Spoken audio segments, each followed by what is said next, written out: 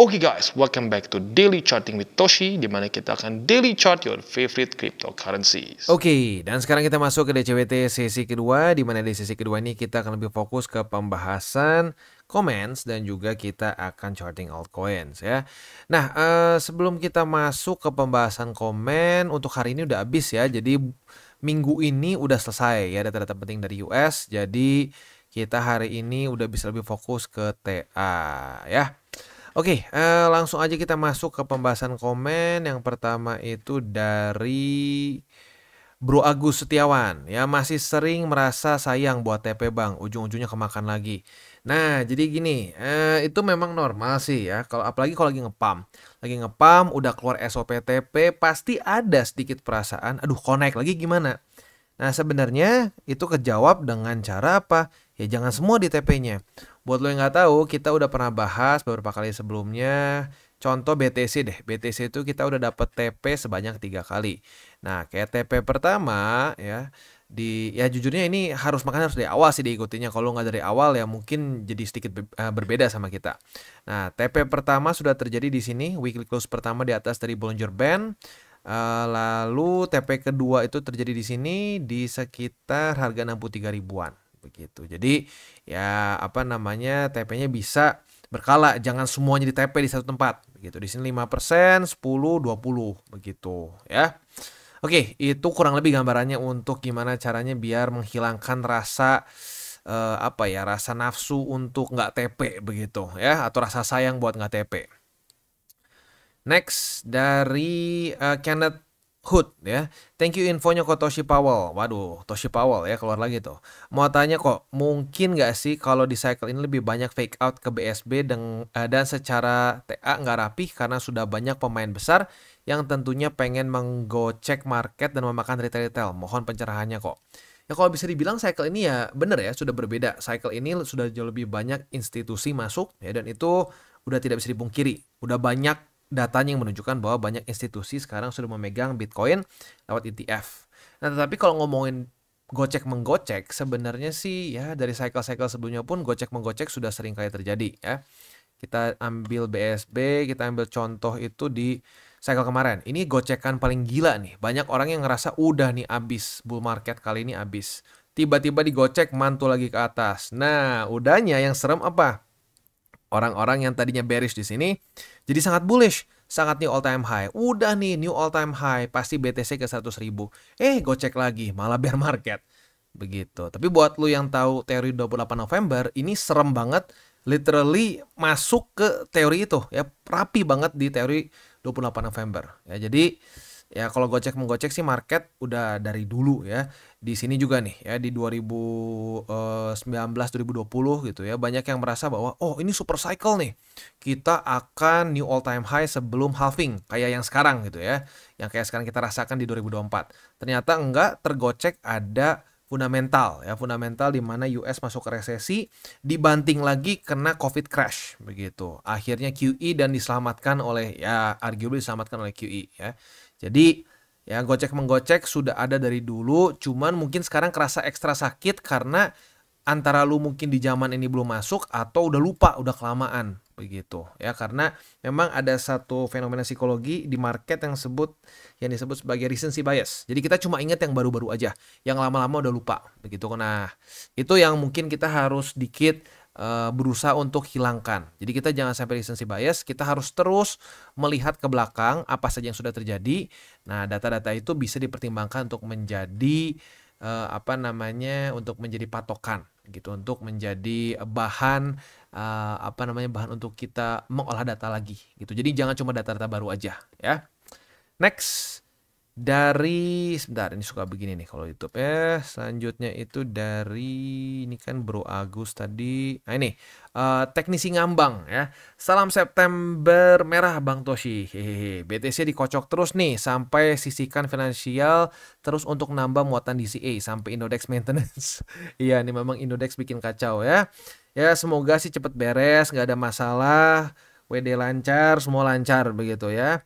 Mau panik CEO-nya santai aja ngopi katanya, tetap optimis aja. Ya terakhir sih itu ya berita yang kita udah dapatkan dari Bapepti, dari Pak Tirta kalau nggak salah ya, dari Bapepti dia ngomong sih dananya bukan dana nasabah ya, tapi lagi-lagi itu baru statement dari mereka ya, nggak tahu faktanya seperti apa ya, semoga sih benar begitu ya.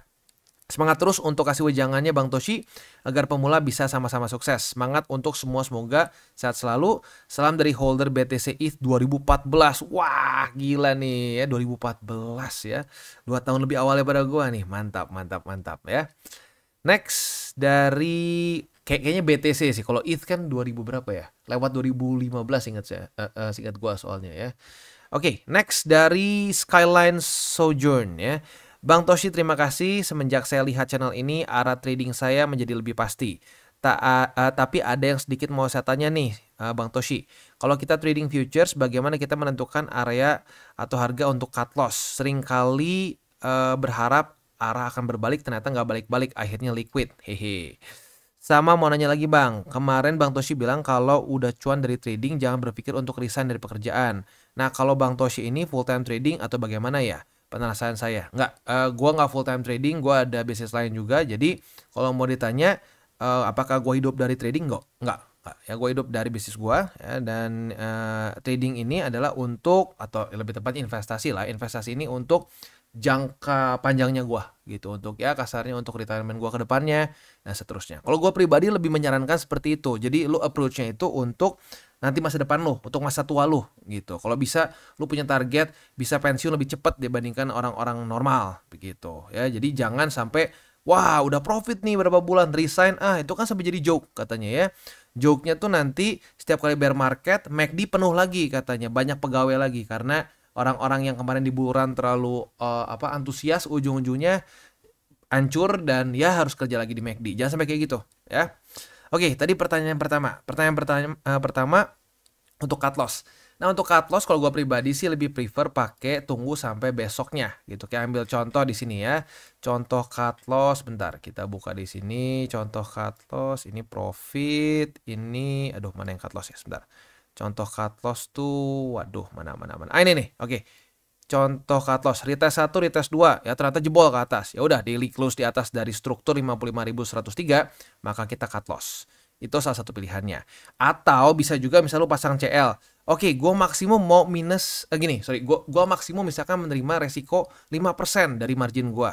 Jadi misalkan gue modal $100, gue minus $5, gue keluar dari market. Apapun yang terjadi, itu juga bisa ya. Nah itu bisa, setiap orang berbeda-beda. Tapi kalau cara gue lebih prefer udah kalau sampai terjadi daily close di atas dari struktur, baru cut loss begitu. Tapi kalau lu mau tipe yang pasang CL, boleh di struktur selanjutnya, boleh juga lu pasang pokoknya kalau gue udah minus berapa persen dari margin, gue akan tutup posisi. Itu juga boleh ya. Jadi macam-macam sih, makanya ya bingung juga ya, makanya setiap orang bisa punya seleranya masing-masing lah kasarnya untuk cut loss seperti apa. Tapi kalau untuk buka posisi cenderung lebih gampang sih, bisa dibikin seragam begitu ya. Next dari Kira Misha ya, Bang kapan bahas khusus untuk cut rate? Cut rate udah dibahas ya, ini pantesan satu buka di sini. Cut rate itu kita udah bahas di mana? Beberapa hari lalu sih gua. Cut rates itu di mana-mana cut rates. Ini kayaknya. Sorry. Mana cut rates? Cut rates itu, waduh, mana ini? Oke, ya mungkin sedikit capek ya, nggak ketemu, akhirnya ketemu juga sampai harus di-cut sedikit ya. Jadi ini, kita udah bahas cut rates 3 hari lalu. Buat lu yang belum nonton, masih bingung resiko cut rates, karena bentar lagi nih, tinggal 6 hari lagi sampai ke tanggal 19 September. Nah, buat lu yang pengen tahu resikonya, monggo silakan bisa nonton video 3 hari lalu nih untuk urusan cut rates. Apakah akan pump, dump, lihat statistiknya aja, nggak usah nebak-nebak begitu ya. Oke, next dari apa ini ya, C Aditya mungkin ya, C Aditya D. Dear Mak Toshi, panutanku. Wah mantap ya, thank you. Saya newbie di dunia kripto dan butuh pencerahan. Begini ceritanya, saya masih memiliki USDT yang sebenarnya dialokasikan untuk membeli BTC di bottom. Menurut Mak, dengan adanya Fed cut rates 25 basis point yang berpotensi menurunkan nilai DXY, apakah nilai USDT IDR akan ikut turun? Jika iya, mohon pencerahannya bagaimana sebaiknya dilakukan dengan USDT saya. Berikut porto saya ya, Bitcoin 66,66%. Oke, bagus ya. Nah, gini, yang penting nggak, kalau misalnya gini orang rasa aduh bang harus 70 percis, ya enggak lah, tapi yang minimal harus dekat sama 70% begitu. Jadi Bitcoin 66% oke. Tether 20% ya, Ethereum 9% ya, Solana 4, oke menurut gua. Dan kalau sebenarnya apalagi kalau ini ya, kalau dengan USDT-nya lu hitung juga di sini, sebenarnya Bitcoin 66,66% itu udah bagus ya. Nah, untuk di XY sendiri, menurut gua sih begini, kita jangan coba menebak-nebak karena takutnya gini. Kadang-kadang kalau US nurunin, Indo juga bisa ikut turun begitu. Nah, kalau kayak begitu jangan-jangan bisa ya balance out aja gitu. Jadi kalau menurut gua sih kalau USDT lu emang ditujukan untuk akumulasi, ya udah biarin aja gitu, biarin. Lu paling masukin di earn ya, di earn biar dapet yield. Udah gitu waktunya untuk akumulasi BTC, ya akumulasi aja BTC begitu. Jangan terlalu dipikirin kalau sampai turun gimana si interest rate-nya. In theory kalau sampai US nurunin interest rate dan Indonesia tidak ikutan turun, itu harusnya melemah against rupiah. Itu teorinya begitu ya. Tapi kalau lagi-lagi kalau Indonesia ikutan turun bisa cancel out begitu ya. Sekali lagi untuk portonya menurut gue udah bagus. Yang penting lu punya jangkar Bitcoinnya itu mayoritas begitu. Sisanya juga kalau gue lihat di sini Solana, Sui dan Ton ya. Oke ya, nggak ada yang aneh-aneh sih menurut gue. This is good ya. Dan ini mungkin bisa juga jadi patokan gitu ya buat lo yang masih bingung porto mau seperti apa. Yang paling penting itu Bitcoinnya harus mayoritas, kalau bisa sampai 70%. Ethereum nomor 2, nomor 3-nya ya tinggal altcoins campuran lu lah masing-masing. Tapi saran gua di masa-masa QT jangan terlalu banyak yang spekulatif. Carilah altcoins yang cenderung ya the boring stuff lah gitu, seperti Solana, BNB dan kawan-kawan lah begitu ya. Next ya, intinya yang market cap-nya nggak terlalu kecil. Karena kalau terlalu kecil, itu resiko untuk kalau sampai BTC lanjut ke level 2, level 3 koreksinya, itu yang market cap-nya kecil bisa jadi bubuk, begitu ya. Next dari Abdul Salam ya, Abdus Salam ya. Halo Cici Toshi. Waduh, jadi Cici nih karena cerewet katanya. Oke. Terima kasih banyak wejangan dan ilmunya. Saya masih baru 3 bulan di kripto. Awal mulai profit dikit-dikit, bulan kedua hancur. Bulan ketiga alhamdulillah setelah pantengin channel Cici cerewet bisa merubah arah berpikir saya menjadi lebih baik. Terima kasih Cici Toshi. Wah, ada nickname baru nih jadi Cici ya. Ya, yang penting ini bro, yang penting pelan-pelan gue happy banget newbie mau bener-bener ngedengerin edukasi gitu, karena rata-rata newbie biasanya maunya pom-pom gitu.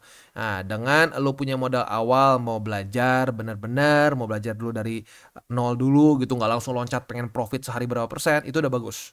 Nah, jadi ya keep it up ya. Gue harap di cycle ini bisa mengubah hidup lo gitu ya. Next dari Joyo Gunsirer. Wah, ini jangan-jangan pencinta Apex nih, karena Gunsirer tuh nama belakangnya si itu ya, siapa? Si pencipta dari Apex. Gue lupa siapa nama depannya ya. Pokoknya siapa Gunsirer gitu ya. Dear Bang Topeng ya. Keinget waktu Shiba Pump crash, niatnya analisa harga TP udah akurat sih, malah gua dibully sama newbie-newbie serakah. Dari gua sukses selalu buat Bang Topeng. Wah, mantap.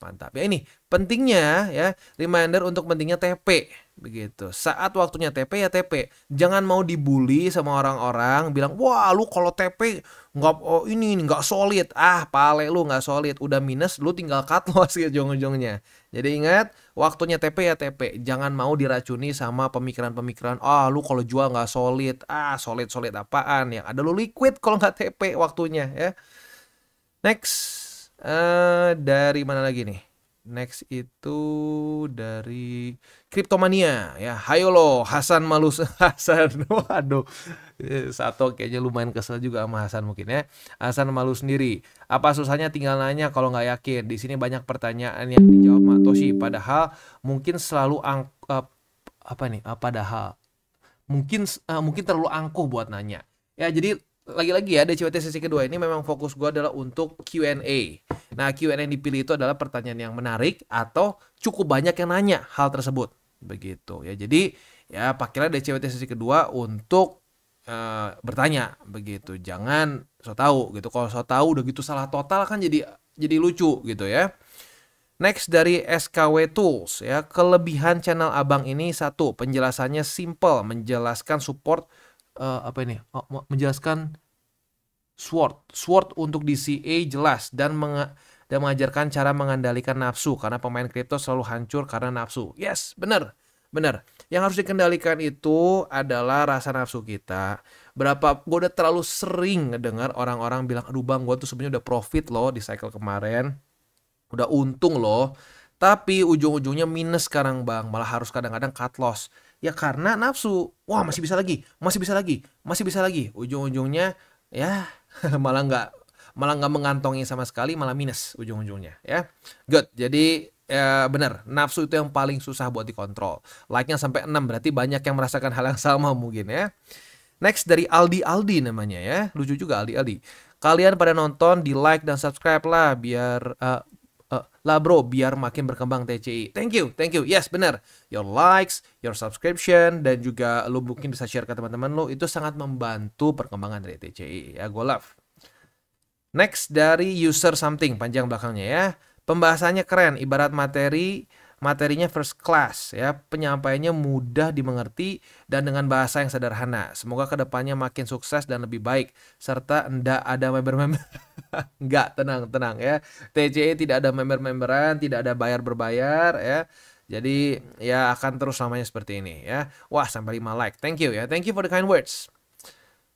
Next dari Aswinda, Aswin Fadila ya. Thank you update-nya TCI. Kalau boleh tahu dari berdasarkan history yang exchange yang kena hack itu rata-rata butuh berapa lama ya buat recover? Kemungkinan lama nggak ya untuk Indodex recover? Soalnya uang aku 90% di Indodex dan mana butuh banget buat bayar cicilan di weekend depan. Waduh.